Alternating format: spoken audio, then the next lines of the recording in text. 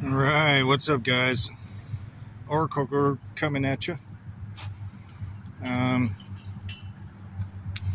So, did a few things to the truck yesterday. I thought that perhaps my inlet housing pressure was too high. After I did all the work on the truck and stuff, so I pulled off the intake manifold, intake plenum, and then pulled off the end of the inlet housing, the fuel supply that goes into the cone, and then stuck the Allen in there and turned it counterclockwise. Backed it off a little bit because I think I had it in too far, which was taking my advance longer to kick in. So it wouldn't kick in at the lower RPMs, it would only kick in at really high RPM. So I backed that off, and then I actually turned my pump back up again, because I turned it down. I milked it for everything she had, and I had no fucking, she was ballless. And I turned it up more, and she got more balls, but I lost that second press on the throttle where you press it down and then it stops, and then you can press it more, and it's like, 4-barrel action for a carb. And I lost that, so I turned it up again when I was doing this, another probably a quarter turn, and now I got my throttle response back. I got that extra get up when I want it on the second push for the throttle pedal, and doing the inlet housing pressure, I can already tell when I'm running the truck at higher RPM, she sounds a lot better. It sounds like it's on time versus being more retarded when I'm not going fast enough for the advance to kick in. And then I did try lining up the lines. I didn't drive it on the highway, but before, when I would line up the lines on the pump, before I adjusted the inlet housing pressure, it would get way clackety with the lines lined up, like unwantingly clacky. So I could never have it lined up. But now with I think the inlet housing pressure is properly adjusted, so now I have a little more leeway in play with the static timing here on the pump, base timing, whatever. And she runs a lot better. I mean, freak, man. She sounds a lot quieter, a lot cleaner. Idle's not as poppy because the timing's more right. Put in a little mechanical oil pressure gauge. I know, stupid, right? Ran the hose right up into the dash, so if that fucker goes, push. But anyways, so let's see what this girl sounds like here.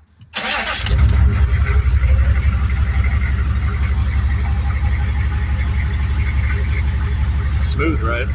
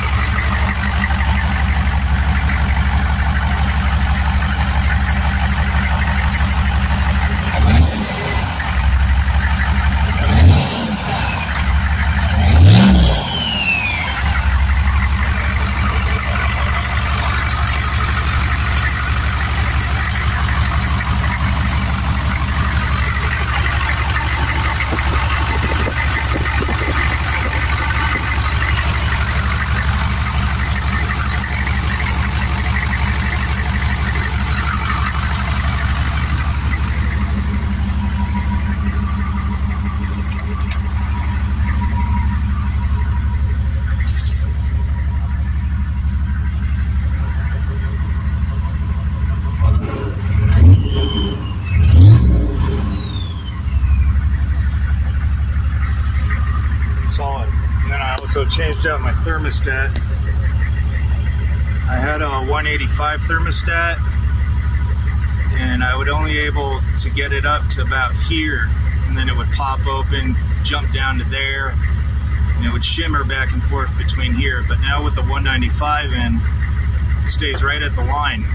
Goes just over, comes back to the line, but it's always right there. And the truck definitely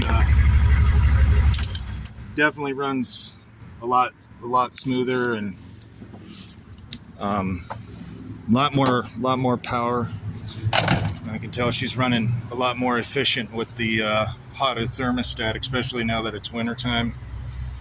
So things are going to take a little bit longer to get going.